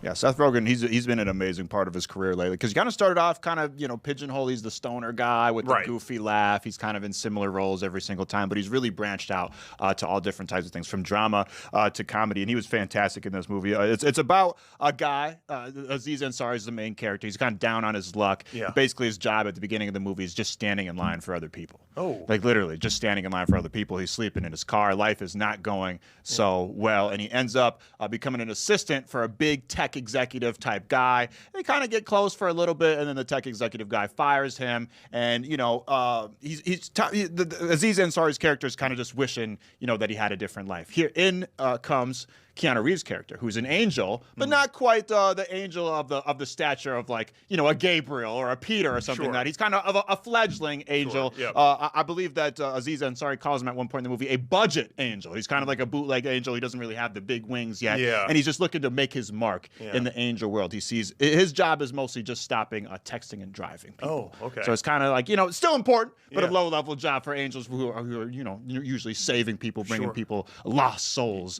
back on the right path. And so he sees Aziz Ansari's character. He kind of acts outside of his role, and he says, okay, let me show you that money isn't the solution to all your problems. So he swaps Aziz Ansari's character with Seth Rogen's character. He swaps their lives. They basically become each other. Nobody else remembers it except for Aziz Ansari. And his whole intention was to show Aziz Ansari's character that money doesn't solve all your problems, but money essentially solved all of his problems. And so it kind of just devolves from there. It is a comedy with, let me tell you, it's got a lot of heart, man. It's not going to change the world or anything like that. It's not a movie that's going to be written about decades from now, but it will make your day. It has a lot of heart to it. There's laughs all along the way. It's not like gut-busting laughs. You know, sometimes you go to the movie theater and you see a comedy and somebody's laughing so hard that the rest of the theater starts laughing. And that's, let me tell you, it was amazing. I got to say, I always try to go out of my way to see comedies in the theater because they just don't come out the same way that they used to. I mean, when's the last time that you in the viewing audience, I'll ask you, when's the last time, because I know you haven't gone to the theater to see anything lately, so I'm going to talk to the lovely viewers out there. When's the last time you went to the theater and saw a comedy? But a lot of comedy movies have shaped our lives. You know, most people, you ask them what their favorite movie is, their top 5 favorite movies, there's going to be a comedy in there somewhere, and it feels like they used to come out at a clip that was a lot higher than they are these days. They kind of get buried on Paramount Plus or Netflix or HBO, so you don't get to see a whole lot of comedies in the theater, and that's the best place to experience them. It's a communal experience when everybody's laughing together, and this movie had the whole theater laughing throughout the whole movie. I had tears in my eyes by the end. It's very, very, very heartfelt, and it's cool to see Keanu Reeves embracing kind of a different role. I saw him on the camera, and it made me think, I don't think I've ever seen him smile before. You know, I haven't seen every single movie of his, but he's usually a very stern, serious guy. He's smiling, he's having fun. It's cool to see him embrace a different role. And listen, Aziz Ansari, he's not a leading man in a lot of different things, but I think he showed leading man capabilities because he brought heart, he brought comedy, and he brought wit. And I just thought, in general, it's a movie with a lot to say without wagging its finger at you. It's kind of just putting its arm around you going, yeah, man, life is pretty tough for all of us right now, but let's have a laugh in the meantime. So I liked it. I'm going to go ahead and give it a full freaking fro. I'm giving it a full fro. Wow. A full afro for Good Fortune. It made me feel good on the inside. I felt like the Grinch. My tiny little Grinch heart grew 3 sizes, in size. So I loved it. I thought it was a good movie. I was trying to think. I was like, is a full fro too much? Is that too much of an honor to bestow upon this movie? But I couldn't think of any faults for it. It's an hour and a half, so I can't say it's too long. Can't say there was a weird dramatic turn or plot twist for plot twist's sake. No, it was just a good, heartfelt movie. I left the theater enjoying it, and the more I thought about it, I enjoyed it even more. So go see Good Fortune out in theaters right now. And listen, I mean, it kind of could use some help right now because comedy movies not doing so well at the box office, probably because of the fact that they're few and far between. But check this out. Back in 2008, comedy movies grossed over $2 billion at the domestic box office. And granted, there was stuff like Austin Powers. I think one of the Shreks came out around that time. But $2 billion at the box office. That's serious cash right there. Even as recently as 2013, it was still viable enough to get over $1.5 billion in North America alone. This year, it's not even at half $1 billion a comedy's gross if you take out some of these animated movies from these big franchises and whatnot, like Kung Fu Panda and stuff like that. So it's hurting.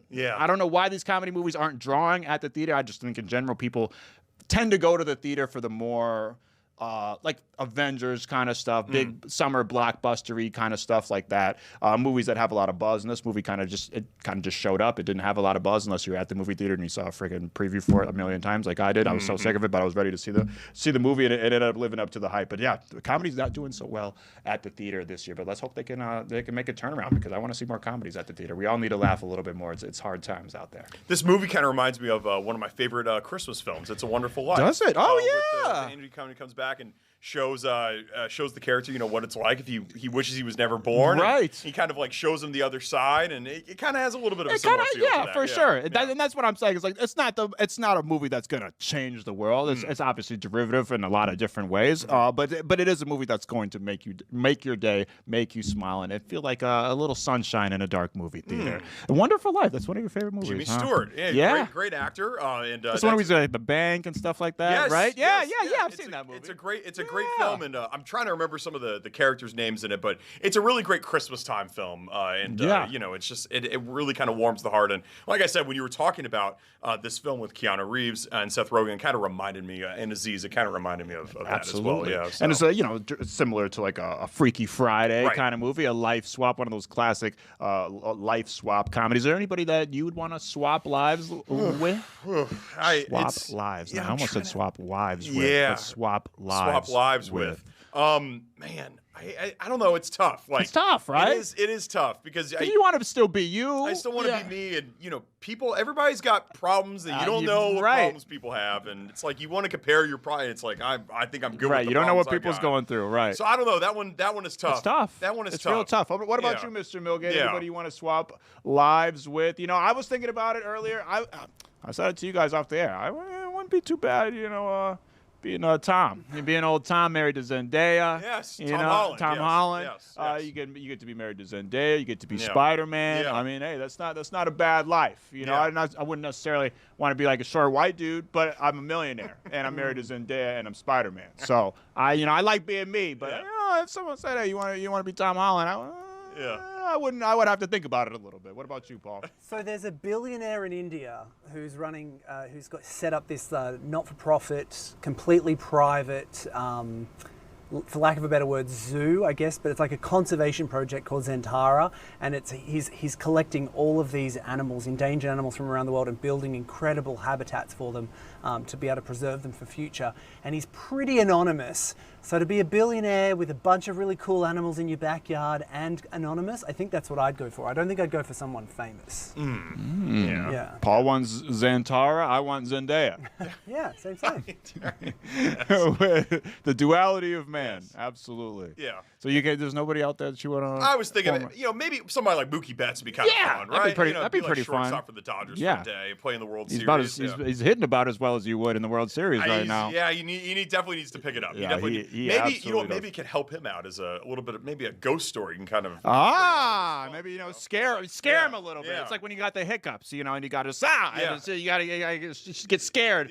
Back to your senses here. Yeah. So I've been looking up all types of scary, spooky stories from across the land of 10,000 lakes. So I've compiled a few of them. But Paul Milgate's saying that we got to listen. We're on a tight schedule. Well, we got to save it. To be fair, I think Tim Neverett, the voice of the Dodgers, absolutely, and that's far from scary. That's very. It's. I'm so excited that I might scare people. That's right. And I think maybe the ghost story. Maybe we can do that at the end of today's show. Yeah, maybe we could do it tomorrow. Yes, or tomorrow. Yeah. Or yes. Maybe I could just bring a camera back to my apartment. We could see a real spooky story.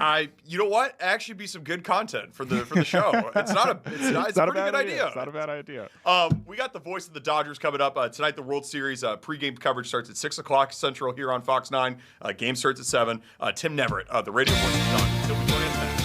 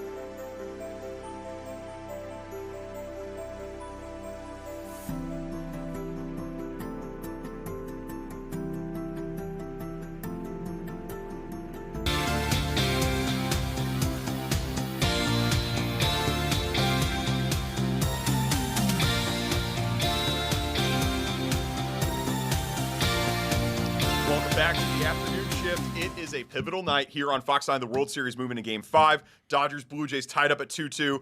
Coverage begins at 6 o'clock with the pregame show, and then game at 7. It's going to be a very exciting match. Cannot wait. And, I'm no expert, but I got expert analysis here. I was on Twitter earlier, and Irvin Magic Johnson, part owner of the Dodgers. Minority owner, yeah. He had this analysis to say. What a brilliant breakdown. Let me give this to you. Yeah. With the series being tied 2-2, Game 5 is very important. Whichever team wins takes control of the series.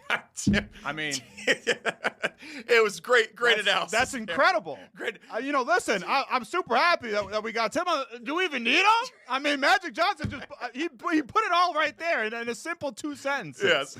Let's bring in one of the voices of the Dodgers, Tim Neverett, into the show here to give a Game 5 preview. Timmy, what did you make of that preview there by Magic? Well, I don't know about that, but I do know if you score one more run than the other team, you're going to win. Yeah, I mean, the odd-numbered games. I know what he means. It sounds kind of funny, but I know what he means by that, especially a guy like Magic who's been through, a series like this himself. When you get into the odd-numbered games 3, Game 5, obviously Game 7, they're the most pivotal. But yeah, you take a 3-2 lead heading back to Toronto. You're going to have control of the series. And whoever wins tonight, you get 2 to make 1. And whoever loses tonight, you have to win out or it's over. That's right. Let's get into tonight because we don't have to talk about last night, Tim. We all know what happened last night. We got to turn the page ahead to tonight. Blake Snell, Trey Savage. What do you expect out of Blake Snell tonight? I know he had one bad inning on Friday in Game 1. It was the bottom of that 6. There was 9 runs that were given up. Not all attributed to him, of course, but it was just that one bad inning. Blake Snell, he's been locked down this whole postseason. You expecting something better out of him tonight? Yeah, I think so. I mean, the first inning kind of set the tone for the way his outing would go. He had 29 pitches in the first inning. They fouled off, they fouled off like 20-something pitches against him, 11 of them with 2 strikes. And he threw 100 pitches in the game. So, more than a quarter of the pitches he threw in the entire game through 5 innings were in the first inning. That is the strategy for Toronto. Now, Blake's going to try to get that changeup going again, get some swings and misses. He didn't have as good changeup like he had the previous start. But, I mean, his changeup's still really good. It just wasn't as good as it was the previous start when he went 8 innings and got a win. But I think that for him, if he can have a pretty clean first inning, I think that'll set the tone for him for the rest of the game. I know Adam doesn't want to relive last night, but I do want to just briefly go back to last night. What went wrong for the Dodgers, and what's one thing from last night that they got to change if they want to win tonight? Well, what went wrong really is the offense hasn't been keeping up with the pitching. I mean, Shohei pitched well enough. He made one mistake, left that curveball up to Vladimir Guerrero, who hasn't hit a high breaking ball out of the ballpark since July of 2023. So I guess he was due.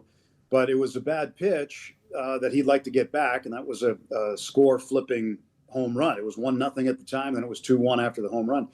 But other than that, the Dodgers, had some traffic on the bases, but just couldn't get a hit, couldn't get a key hit. And, sometimes that happens in the game. You see it all the time. Tonight, they're changing the lineup. It's going to be a little bit different looking lineup. Mookie Betts is going to get moved out of the second spot. He's going to hit third. Andy Pages is going to be on the bench, and Alex Call is going to hit ninth. Will Smith is going to be moved into the 2 spot behind Ohtani. And, one of the most important spots in the batting order is going to be that 9 spot. It has been, but Andy Pages hasn't been productive. And the reason that's got to be one of the most productive spots is getting on base in front of Ohtani later in the game. He didn't do it. I think maybe about 1 time in the series so far. Alex Call did the other night, and he was chugging for second base, and I'm saying, stop, because if he goes to second, that left first base open, and they would have walked Ohtani again. That's right. So that was in the 17th inning the other night. Yes. But, you got to get on base in front of Ohtani. Ohtani has not hit as well days after he's pitched. In fact, his average this year on days after he's pitched is 147. So hopefully that doesn't matter at all tonight, and hopefully he's a productive offensive player tonight. But they need hits. They need to score and need to back up Blake Snell. And then you got Yamamoto in Game 6 in Toronto. If you come out of here tonight with a 3-2 lead, then you got to like Yamamoto's chances in Game 6. Timmy, you were talking about the offense there. The Dodgers haven't scored 7 or more runs since the first of the month, October 1st. That was the wild card clincher against the Reds. You mentioned Mookie Betts' name, moving down to the 3 slot. He hasn't really been performing that well here in the World Series. Did have a hit last night. I think it was in the 9th inning, but the game was more or less kind of decided at this point. You know Mookie personally. What's going on with Mookie Betts right now? You expect him to kind of break out of the slump tonight? I would hope so. I mean, he's been an October performer in the past. You know, he's been a clutch guy in the past. I know he's got no problem moving out of the 2 spot. I know Dave Roberts mentioned that earlier today that, you know, he talked to him about moving down to the 3rd spot, which is where he hit earlier in his career in Boston. They had him in the 3 spot before Alex Cora took over as the manager there and moved him immediately to the leadoff spot. And he was in the leadoff spot for the Dodgers before Shohei Ohtani arrived. But hitting 2, 3, he doesn't care. You know, he's going to get his opportunities. And I think that, you know, it's like I said, it's baseball. Anything can happen. He's one at bat closer to getting out of that slump, I think is an old baseball analogy. But, yeah, I expect him to hit the ball tonight. I expect him to be productive, as does he. Tim, say the Dodgers can pull this thing off and win another championship. I'm curious, you're obviously integral to the radio broadcast. How far in advance, do you have like a call ready to go, or is that something that you make in the moment? No, you make it in the moment. That's my philosophy anyway. Others don't. I've even heard of people putting it on a script ahead of time, which I don't do that. I wouldn't do that. I think that the emotion of the game in the moment is too important. And, you know, if you have any kind of experience, and at our level we do, you know, you just let it rip. What you see is, you know, just let it go. So, you know, I don't think about that stuff ahead of time. You just kind of call it as it is. And if people like it, they do. If they don't, they don't. But, you know, just make sure you get the score right. That's what I always say. You know, it's funny to that point about the Dodgers winning a title. The Dodgers in their whole franchise illustrious history, going back to Brooklyn and everything, they've only won 1 title on home turf, and they're not going to get to do that this year. It may have been 1965 against the Twins. Maybe Tim knows the answer. It was not 65. What year was it, Tim? 63. 63. Okay, the year my mom was born. 2 years before that. But does it pain the team to not get to do it this year on home turf? I mean, I think they had everything kind of set up. It's been unspoken. The biggest non-secret out there is that Clayton Kershaw is going to hopefully have a chance to close it out if the score is going to allow itself. And now that opportunity is gone. Do you think that changes anything? Because I do think that was sort of the mission of the team this year, right? Try to close this one out on home turf. Give Clayton Kershaw the chance to have his final curtain call at home, right? Yeah, I mean, it's always good if you can win it at home. I mean, the people who like that are the front office people, you know, the people who sell tickets, the people. I mean, everybody wants to see them win it on the home turf. I get that, but when you're in the middle of it, it doesn't matter. You could be in a parking lot. You just want to win, and you know that's what happened last year. They won in Game 5 at Yankee Stadium. You know, if they win this year, it's either going to be 6 or 7 in Toronto. But the thing about Kershaw to keep in mind is that, you know, he's not going to be put in there just for old time's sake. It's going to be a serious situation if he's going to be able to help the club. Like the other night in that marathon game, they had to use him. They had to get him in there in a really high leverage situation, and he got the out with the bases loaded.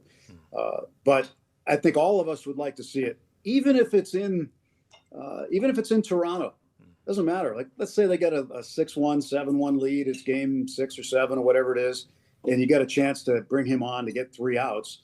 I think maybe you think about it if you're the manager. But at the same time, you're going to do what you have to do to step on the neck and then close the door. You've got to win the games rather than be, you know, sentimental. But whether the other night was the last time we'll see him pitch in a game, you know, we don't know yet. There's still, you know, 3 games to go. Hearing, as a Minnesota sports fan, hearing the word pain come out of a Dodgers fan mouth, that's just I had to hold in the vomit for a second. Now, Tim, I tell you, Alex, I tell people this too, how fortunate Dodger fans are. You know, I mean, there are teams that would just love to be in the Dodgers' position, but the Dodgers are so committed every year to winning, and fans expect the winning. And usually, when they go to Dodger Stadium, they see them winning. So it's a league of 30 teams, and not everybody can win every year. That's the thing. But the Dodgers try their best to do that.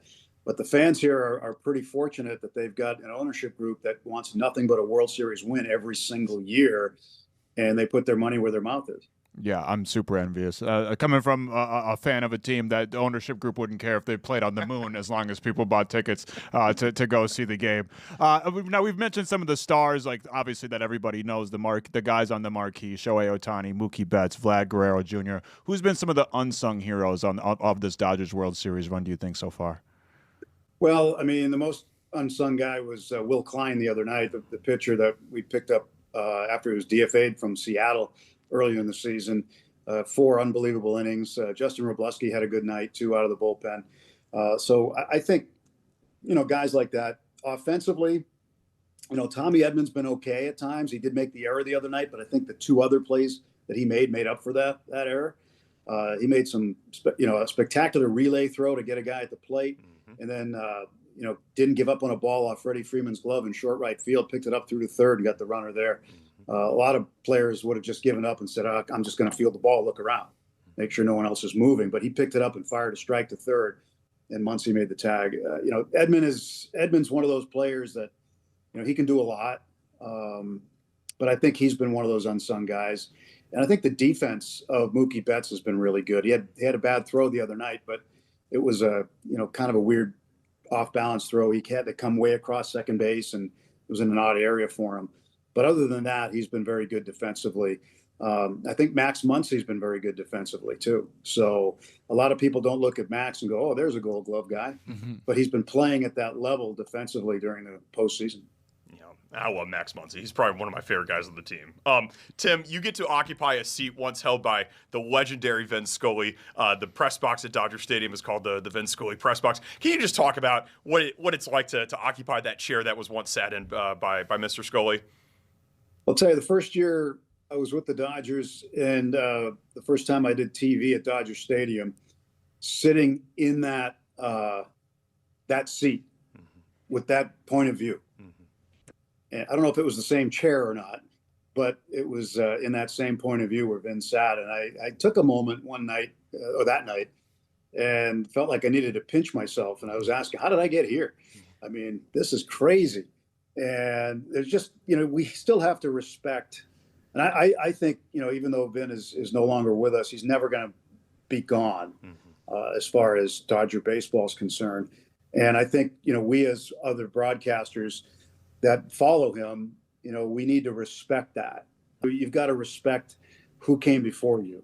And that guy was something else. I mean, just as a person to talk to, as a person to be around, but also a person to try to emulate in broadcasting. And there's just such a strong broadcasting legacy in Los Angeles because of Vin. And, for me, I'm proud to be part of it, just a small part of it. But, I mean, getting to sit in that same seat, that was a little bit overwhelming for me the first night. I can't even imagine that had to have been surreal for you. And, just in general, like you said, kind of trying to make your own imprint, trying to do something different as things change along the years. And baseball is a sport that for a long time was a certain way and has kind of been in flux over the last couple decades or so. Just I'm curious from your point of view, how has your broadcasting job kind of changed and evolved along with the sport itself? It's evolved because of the technology, I think, more than anything. And fortunately for me, I get to do pretty much all of the spring training games. Rick Monday and I do all the games in Arizona, the games that, not as many people tune in for, 1 o'clock on a Wednesday afternoon when they're playing a split squad with the Cubs or something. I'm there. I was going to say, this guy right next to me, he's listening for sure. But we get the opportunity to test things out. So last year, Rick and I were the first ones to test the new ABS system that you'll see next year, the automatic ball strike system. And we did that in spring training, but we were the first TV broadcasters to use that. We were also the first TV broadcasters a couple of years ago to test out the pitch clock and how that was going to work on both TV and radio. And it was very, from our standpoint, it was very, very noticeable how quick the game moved and how we had to change how we prepared some things and how we delivered certain stories. You couldn't just get into a deep story like you might want to do from time to time. Now you've got a pitch clock to deal with too. So does the pitcher and the hitter. So you have to be really succinct. And, there's a kind of an unwritten rule with 2 outs and 2 strikes, never start a story, right? You can't do it because you're going to be in a commercial and say, oh, we'll finish that when we come back. And nobody likes that, especially me, because you have an opportunity to forget what you were talking about. You move on to something else. You never tell the story. But I think technology's had a lot to do with the way that we've evolved as broadcasters in involving replay. I mean, I remember pre-replay, then I remember when it came in just for boundary calls. I want to say it was like 2010, maybe 2011. So it was just, fair or foul beyond the bases and home run calls. And that's when it first came in. And then they expanded replay and going with that. So there's a lot to talk about. And Major League Baseball does seminars with us on all the new rules and technology, and they give us slides to use as resources. So we have things to educate the fans on as we continue to move along, during the course of the spring and summer. But, we'll have one when the season's over prior to spring training too, just to get ready for the ABS that's going to be involved in the regular season next year. Now, there's one other piece of technology coming in soon. They're going to be testing, not Major League Baseball, though. It's going to be for check swings. So they're going to take the first and third base umpire eventually out of this. And there's going to be some kind of laser thing that's going to measure whether a batter swung or not. So that's the next thing to look forward to. But all these things factor into the broadcasts. And as technology continues and the game has sped up, our broadcasts have evolved with it. Yeah. Amazing, Tim. Before we let you go, can we get a score prediction from you tonight? Maybe a guy to go yard for the Dodgers. Pick to click. Let's see. I hadn't thought about it. Let's say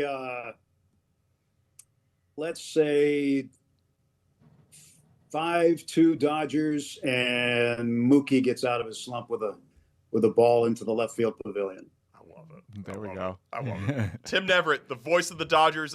Tim, enjoy the game tonight. We appreciate your time very much. All right. Great to be with you guys. Appreciate it. Thanks. Thanks, Tim. Thanks. That was great. That's was great. awesome. Yes, yeah. That'd have been pretty surreal Yeah, for it you, was right? amazing. Yeah. Just to hear that voice, you hear it so often on the MLB app and the radio, and then to actually see see it right in front of you and have it on the show. Was really special cool. to have it on Game 5 of the World Series. Yeah, no less. that's too. incredible. So, incredible get by you. Do you have like a call off the top of your head? Like do you have like a signature call of Tim's? Or do you have like a home run kind of call? I don't know if it's so much Tim, but Vin Scully would begin every broadcast with, "It's time for Dodger baseball," and you get in, you go, "Hi everybody, and a very pleasant good afternoon to you wherever you may be," and that's how he would start every broadcast. And I think for any Dodger fan that's out there, those words are kind of living with them. And since Scully passed, the Dodgers have a tradition. They have somebody say it's time for Dodger baseball. Instead of play ball, they do that there. That's so, awesome. Yeah, it's kind of like we have the Let's Play Hockey thing for the Minnesota Wild. You guys do that before the. Oh, is that a thing for the Wild? Yeah, okay. similar level of stature of tradition.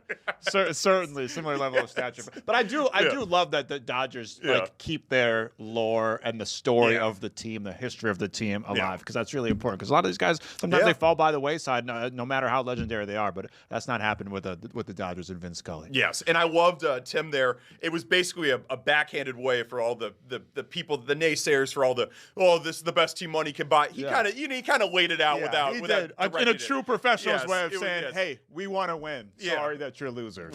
Right. So hey, listen, it'd be great to see Dodgers Twins next year in the World Series. Yeah, I would sign up for that. I would sign up for the Twins versus anybody in the freaking World Series. Yes. My God, Yes. just make it there, please. Yeah. The Dodgers are actually coming to Minnesota next June. Oh. It's a weekday series, but we should go to one of those games. Absolutely, I would love to. Yeah, I'll definitely be there.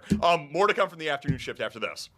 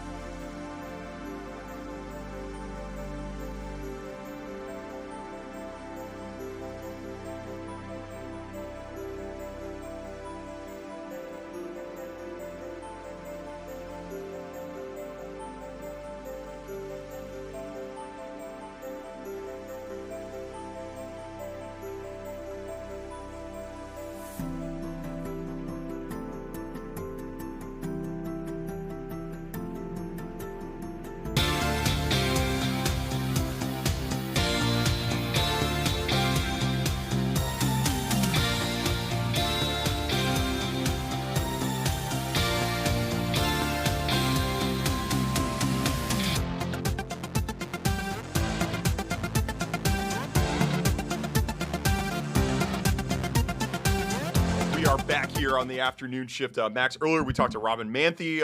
She's the director of neighbor services at Second Harvest Heartland to talk all about SNAP. Yeah, it's a huge date looming with the government shutdown. A lot of people around the country, millions of people, are at the risk of losing their SNAP benefits. And Robin broke it down beautifully for us. What's at stake here? Big story on Saturday. SNAP benefits for Minnesotans are set to end. Here to tell us more is Robin Manthie. She is the director of neighbor services at Second Harvest Heartland. Robin, welcome to the afternoon shift. How are you? Thanks for having me. Doing well. Thanks. I know we had you on before. I asked you this question before, and I'll ask it again because there's people at home that probably don't know. Could you just explain to us what exactly are SNAP benefits? Yeah.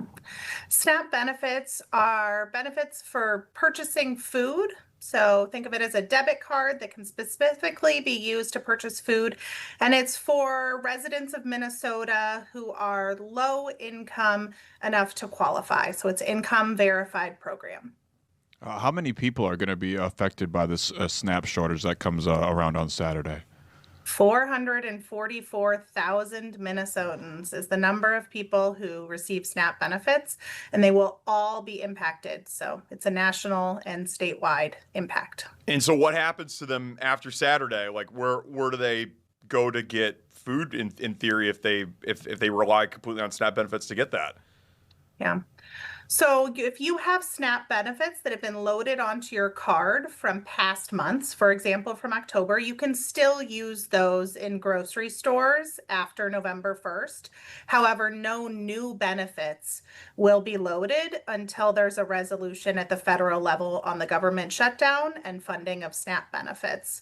So in the meantime, we are here at Second Harvest and in the emergency food system to be a support in any way possible that we can. We are stretching to be of support, but this is a huge gap to fill.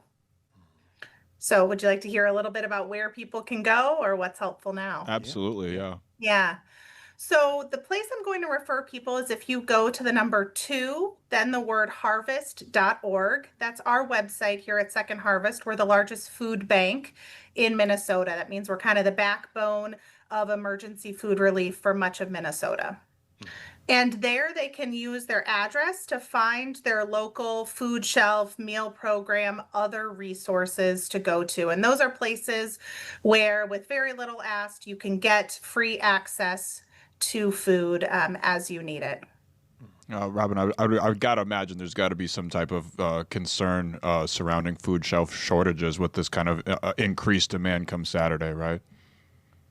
Yes, if the amount of benefits that go out to Minnesotans every month on average is about $72 million.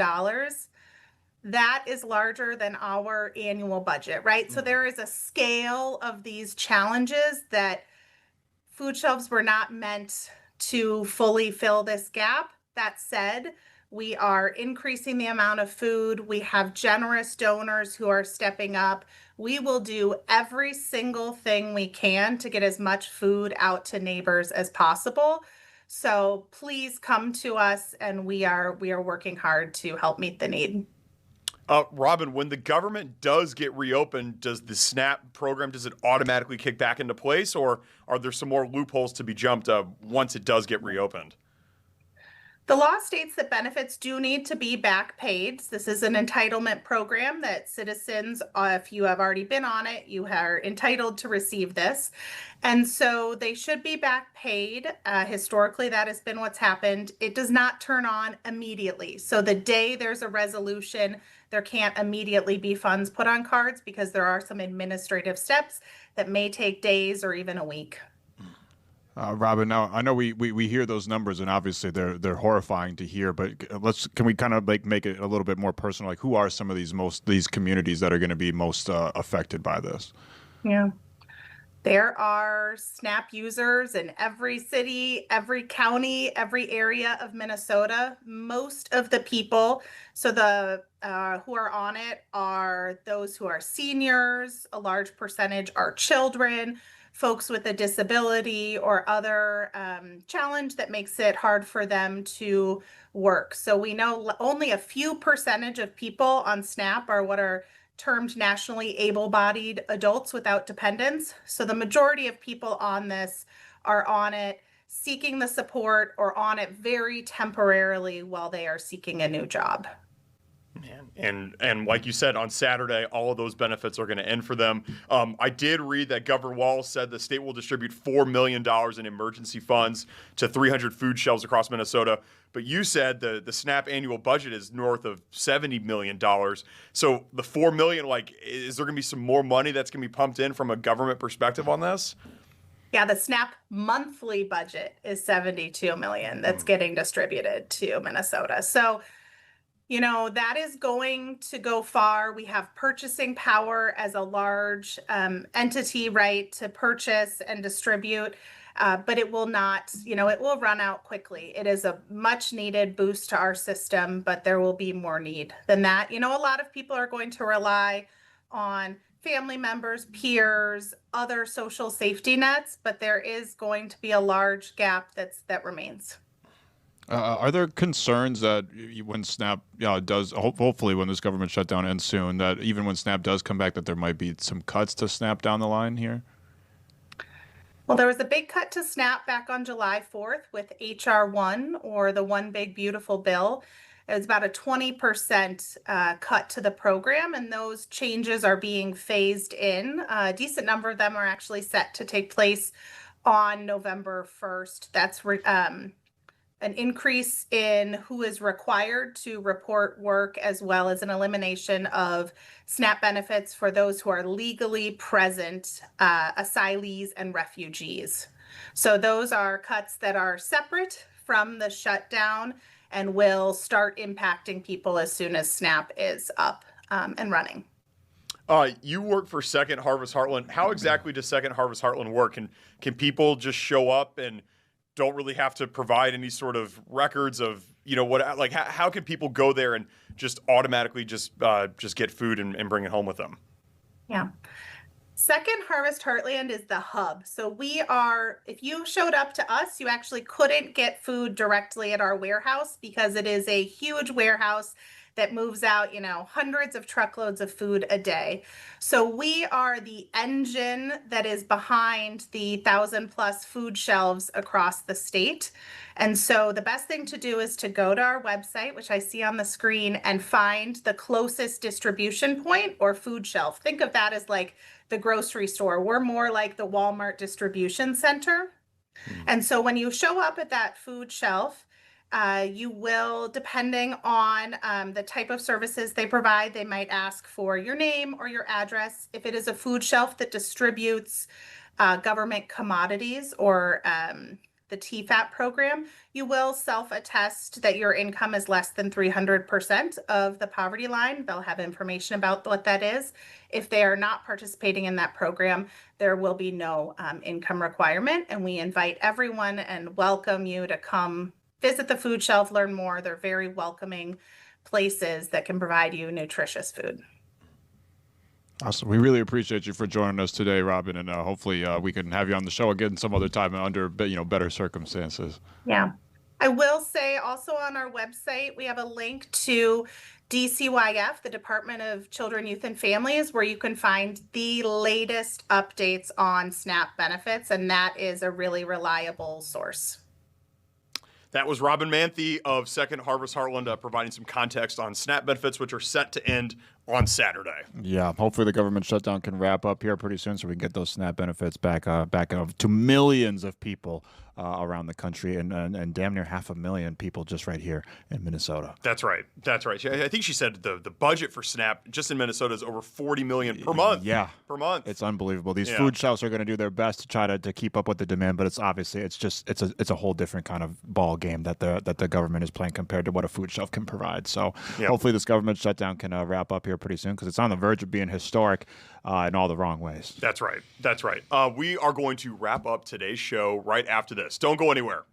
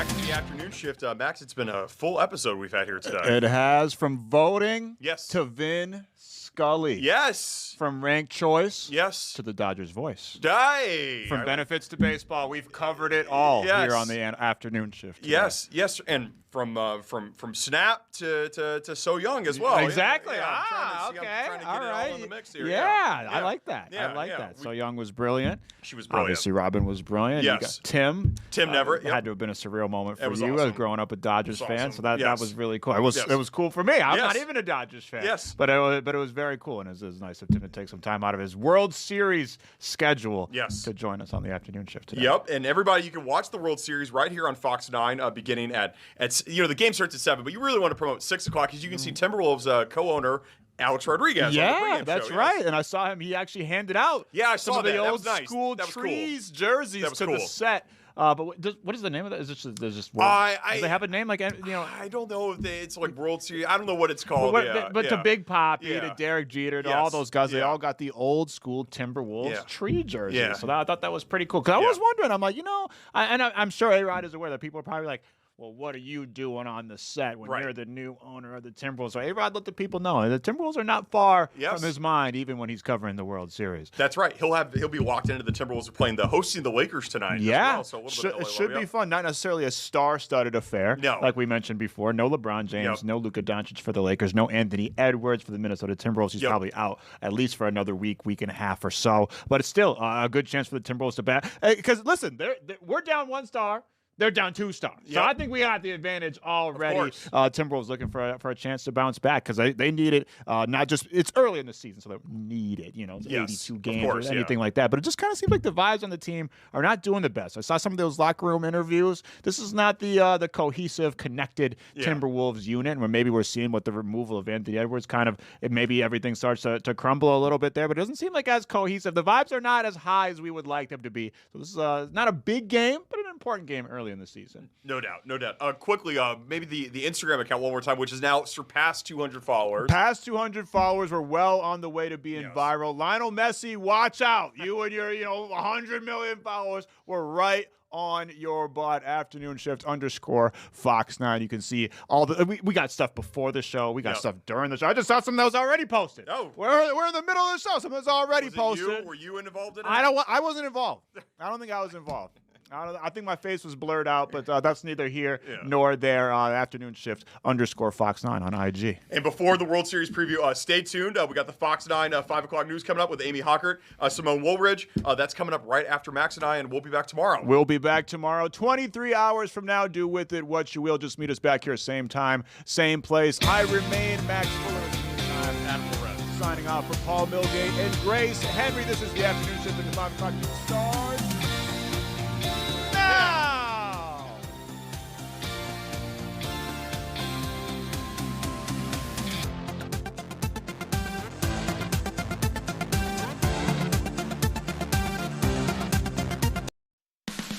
This is Fox 9 News at 5.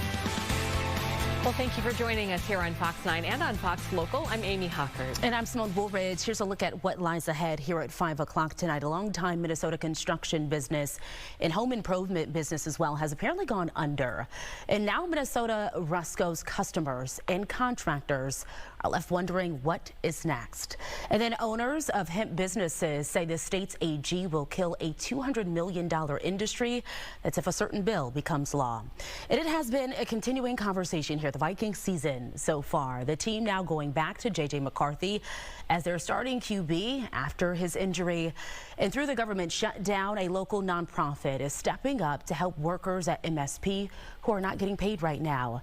And we'll also talk about a Minnesota native and former Twins player on the mound in the World Series last night, a big platform there. So we'll talk with one of Louis Varland's high school coaches. That's coming up later in our newscast. All right, but first let's start with Chief Meteorologist Ian Leonard on what was just a really beautiful fall day. Ian. All things considered, we're almost at November. Today I was walking around in a t-shirt and be like, yeah. It was one of my tight shirts too. Showing off those muscles. Yeah, I know. No. I was trying to help. I know you were, and I totally appreciate it. My mother, when I was much younger, What are you saying? Oh, my thing's The all flap. sticky. My mother, when I was younger, and I would like try to work out. I was a skinny little kid, and my mom would say, I'd be like, Mom, what about that? And she'd say, oh, I've seen bigger. What did she say? I'd seen bigger bumps on sparrows' legs. Oh, ow. Well, that's a way to be humble. Oh, Mummy. Mummy. Today was 40s and 50s. It was a lovely sun-filled day. How about that? The colors in Bryan Lake here in Eden Prairie, slightly above average. Last year, boom, big-time record high of 80 degrees. So sunshine today, fog overnight, and we're going to take the temperature and step it down slowly over the next few days. It will be a little cool, but I think that's all it gets for the little ghosts and goblins. Not so bad. A pretty good look at Halloween forecast, and then we'll look into the first few days in November, and you'll say, what? In a good way? Yeah. We'll have to talk about that. Depends. Tease. Thanks, Ian. Yeah. Our top story here at 5, a hometown Minnesota remodeling company apparently out of business, and it's left customers and contractors out of tens of thousands of dollars. Yeah, you've likely seen their TV advertisements for years now and also heard the catchy jingle since 1955. So we are told Minnesota Resco management walked in and let everyone go and gave no notice to anyone. So Fox 9's Karen Scullin has been following this story today. She joins us now live to talk about it. So Karen, the stories from customers are just piling up as they are left now wondering what to do. Well, exactly. They really are. There was an elderly woman I know of who's out $80,000 for a kitchen project that is only midway done, if that. There's insulation everywhere. Cabinets aren't